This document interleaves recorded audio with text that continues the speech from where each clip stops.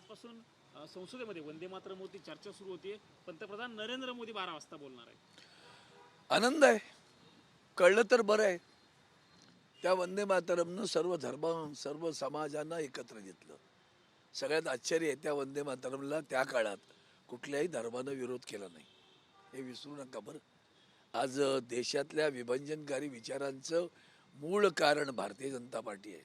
अखंड देशामध्ये द्वेष निर्माण करणं, जातीपातीत तेढ निर्माण करणं आणि राष्ट्र स्वतंत्र व्हावा म्हणून जीवापाड वंदे मातरम मंत्र घेऊन प्राणाचं प्रसंगी प्राण त्याग करण्याची तयारी असलेली त्या काळची पिढी ती पाहिली तर आज देशाला सुद्धा पुन्हा एक 150 वर्षानंतर आठवण झाली पाहिजे. तेच तेज आज पुन्हा देशाला आवश्यक आहे, ते आज प्रकट व्हावं एवढीच माझी वंदे इच्छा आहे. मातरमच्या घोषणा द्यायला सभागृहामध्ये विरोध केला होता, त्याच्यावरून राजकारण पण तापलं. तुम्हाला कल्पना आहे की हा सगळा मुद्दा आदरणीय उद्धवजींनी सुद्धा मुंबईमध्ये पत्रकार परिषद उचलला.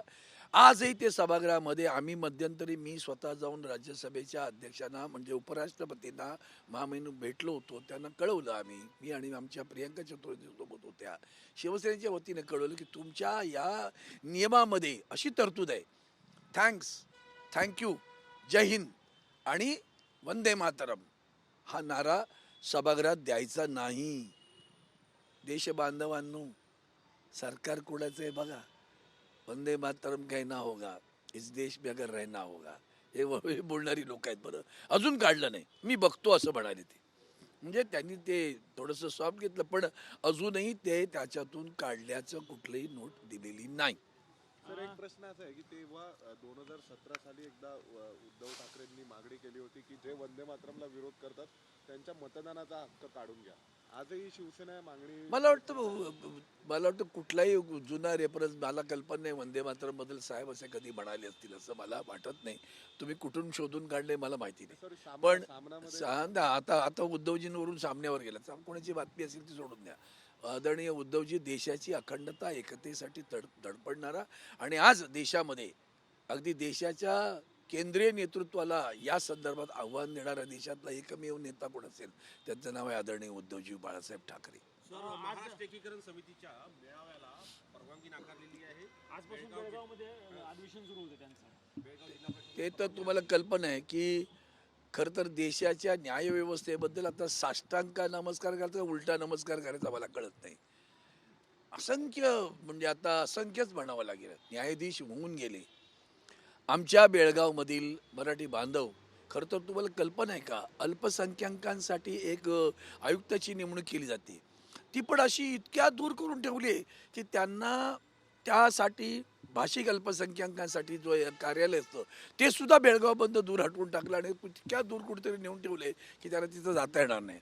बेळगाव, कारवार, निपाणी, भालकी, बिदरचं संयुक्त महाराष्ट्र झाला पाहिजे ही त्यावेळची गोष्ट होती. ती आजही तशीच आहे. बेळगाव बहुसंख्याक मराठी माणूस आहे, त्याला हिंदुत्वाची नशा देऊन त्यांना त्या फसवून टाकलं, ताबडतोब फसवलं आणि बेळगावातलं मराठी माणसाचं बोर्ड लावले. ते कोणती वेदिके आहेत ना, कन्नड वेदिके, तिथं इतके भयानक आक्रमक आणि वाकडे तसे वागत असतात. पण उलट अशा दिवशी लोकशाही आहे ना, मग लोकशाहीमध्ये त्यांना त्यांचं मत मांडायचा अधिकार नाही का, त्यांना धरणं धरायचा अधिकार नाही का, त्यांना काळे झेंडे दाखवण्याचा अधिकार नाही का. तर कर्नाटकातलं सरकार ते कुणाचंही असू द्या, या बाबतीत मात्र ते एकदम महाराष्ट्राच्या विरोधात असतात, मराठी माणसांच्या विरोधात असतात. फलक लावले तरी धडाधड पुसून काढतात. हे आम्ही करतो का इथं? देशामध्ये क्रियेला प्रतिक्रिया निर्माण झाली ना तर फार वाईट होईल. आणि मला आश्चर्य वाटतं सर्वोच्च न्यायालयामध्ये हा दावा किती काळ प्रलंबित ठेवणार आहात तुम्ही. सुनावणीच होत नाही, ते घेतच नाही. तर अशा कितीतरी केसेस आहेत सर्वोच्च न्यायालयामध्ये. संजय भटला आजही ते जामीन मिळत नाही असा हा आहे ना, ते बोलत नाही कोणी. लोयाच्या केसबद्दल कोणी बोलत नाही, तसं याबद्दल कोणी बोलत नाही. आणि मग न्यायव्यवस्था कुठे आहे? माझं तर न्यायव्यवस्थेलाच डायरेक्ट प्रश्न आहे.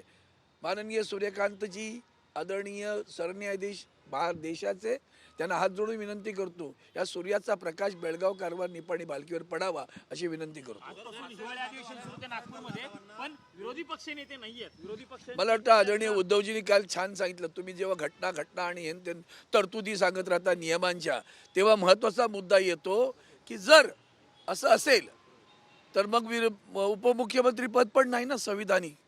वैधानिक कुठे आहे ते पद? मग तेही पद वैधानिक नाही आहे, मग तेही पद काढून टाका.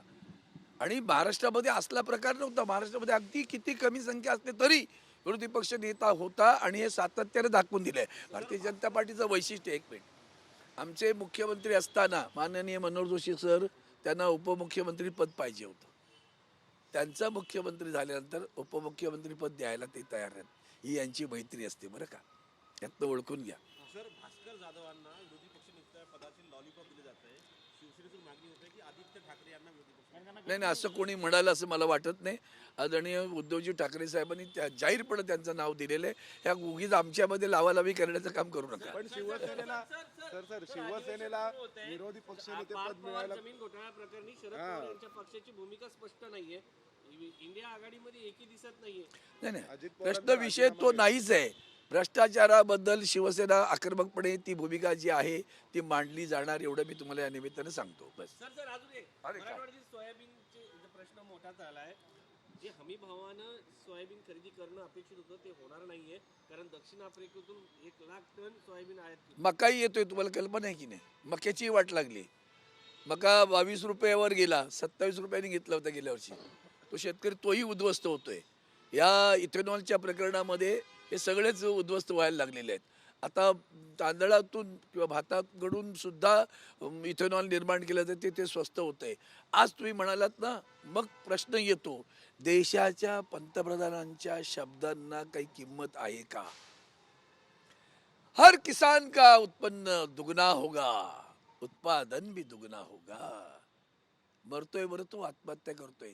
देशातील जवळजवळ 1 लाख शेतकऱ्यांच्या गेल्या वर्षभरात आत्महत्या झाल्या. त्यात सर्वाधिक आत्महत्या महाराष्ट्रात झाल्या. त्यात सर्वाधिक आत्महत्या आमच्या विदर्भात झाल्या.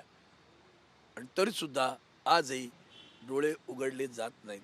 Sir, charter